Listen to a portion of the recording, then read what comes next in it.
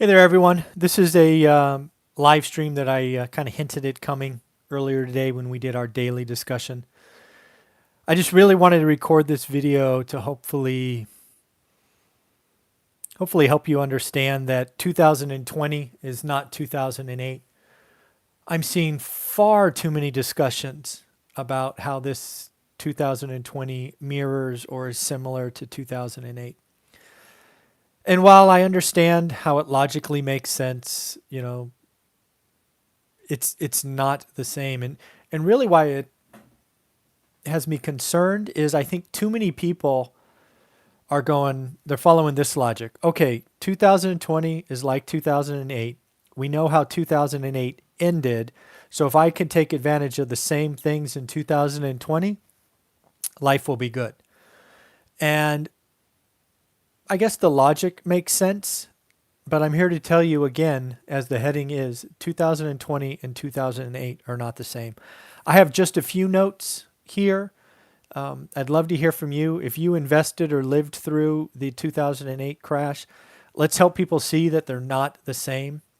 And again, it's not because I want to burst anybody's bubble. It's because I want you to understand what worked in 2010, for example, may not be the same opportunity that works in 2021, for example.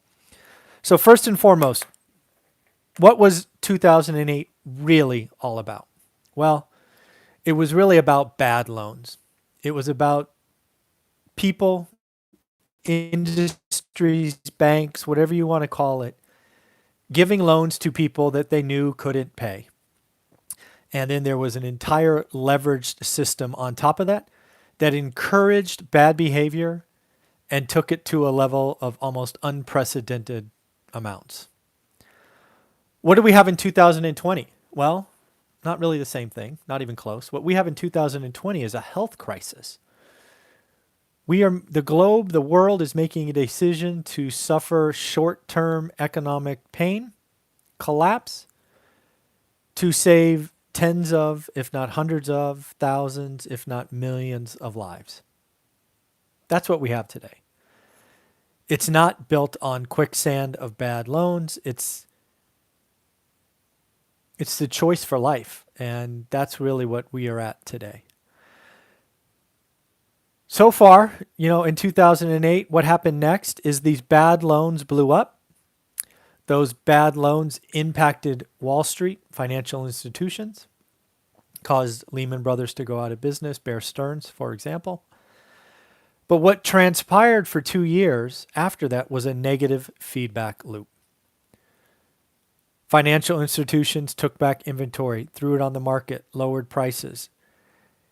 Strategic default became a term, and people just gave up their houses. That again hurt Wall Street, financial institutions. That then again hurt everyday people, owner occupants with homes. 2008 through 2010, in my opinion, was full of negative feedback loops. So far, this is what we have to avoid. So far in 2020, we are clearly hurting Main Street. The federal government has to get out of their way, has to approve trillions of dollars to send directly to Main Street. We have to make it comfortable for Main Street to sit tight for 30 to 60 days. It's never happened before, ever. But again, these are the choices that we're all making. If the federal government continues to bicker and not take care of the people, we will start a negative feedback loop that I promise no one will enjoy. We will have a Great Depression. If the federal government doesn't get out of the way and send trillions of dollars out to the economy to allow us to sit somewhat comfortably through this, we will have a Great Depression. It's that simple. Once this negative feedback loop of Main Street to Wall Street to Main Street to Wall Street happens, it won't be trillions of dollars to stop it. It will be tens, if not hundreds of trillions of dollars to stop it. And it'll just get away from us. That's the choice that faces us, and it faces us in the next 4 to 5 days. I believe this has to happen by Thursday. I believe if the federal government continues to bicker and we publish what we all know is going to be a horrific unemployment number, the feedback loop starts. They have a choice. They're telling us to stay home. They need to do that. And again, just to be clear, I think one of the things, again, I did a presidential address yesterday, what I would say. I think it's pretty clear. You need to come on national TV, tell everyone in the U.S. that we are calling a 30-day holiday. We're hitting the pause button for 30 days. We just are.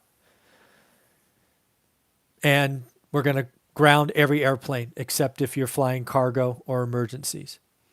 No more passenger flights. Done. And then we got to get through this. We got to make sure there's food. We got to make sure that people have toilet paper and all these other things that they're hoarding for the next 30 days. Got to improve unemployment benefits. Got to turbocharge that. Got to take care of the small businesses. Got to take care of the big businesses. And oh, by the way, in the big businesses, I don't want to hear the word bailout. I want to hear the term equity stake. I want the American people to benefit from this. If you're going to take over and help Boeing, get 25% of the company. Buy low, sell high. It's that simple. You want to help the cruise lines? Great. Go get 25%. You want to help the hotels? Great. Go get 25%. You are the buyer of last resort, Mr. Government. Go do it. Let's get through this. Let's make sure everybody feels as good as they can, because if you get to Thursday and done nothing, I don't even want to think about it. That is so not good. So in the end, we have to stop the negative feedback loop. It hasn't started yet. It absolutely was what caused 2008 to be so bad, is it just kept circling from Wall Street to Main Street to Wall Street to Main Street. The other thing, 2008 took a while. Peak to trough, 16 months, I think. We're what, 26 days into this one? Probably going lower, but it's just happening at such an accelerated rate. Something that I'm really, really thinking about is what behavior changes.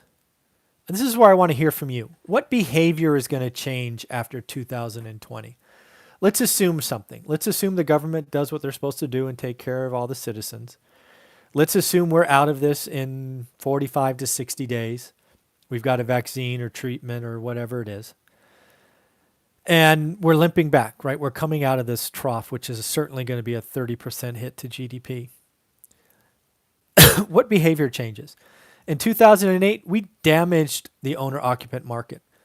There are an entire generation, often called the millennials, that really are destined or most likely to be renters because they saw the pain their parents went through. I'm curious what's going to happen. I actually think high-end retailers, I don't know, what are they, Louis Vuitton and Tiffany's and just this high-end stuff. My guess is people are going to, at least for the short term, think about needs versus wants anymore. One of the things that this kind of shutdown of the economy is going to do, and people are worried about food and water and toilet paper, is hopefully they learn how to save. You don't need lots of things. You want lots of things, but you don't need lots of things. So I suspect consumer behavior is going to change. What do you think is going to happen? Let me know below. Leave a comment. Are you changing anything after this? Are you creating a side hustle? Are you learning how to invest for cash flow? Are you giving up on appreciation? What are you doing? I don't know. It's going to be interesting. So that's all I had to say. Again, 2008 and 2020 are not the same. Stop thinking they are, because if you think they are, you're going to try to run the playbook of how people profited after 2008, and it's not going to be the same. I do not imagine millions of foreclosed homes hitting the market. There'll be some, no question, but there are always some. It's just not going to be the same. I think the pain's going to be felt in multifamily and probably big multifamily, but a lot of them have what's called agency debt, and they're just going to work it out, right? It'll be uncomfortable. They'll take a little haircut. But it's not going to be the same thing because, again, it goes water, food, shelter. I think affordable housing comes out of this strong, if not stronger, because people realize that the Class A stuff is not all it cracked up to be. So again, let me know what you think. Please don't think it's the same. Don't try to run that route because I don't think it's going to be the same.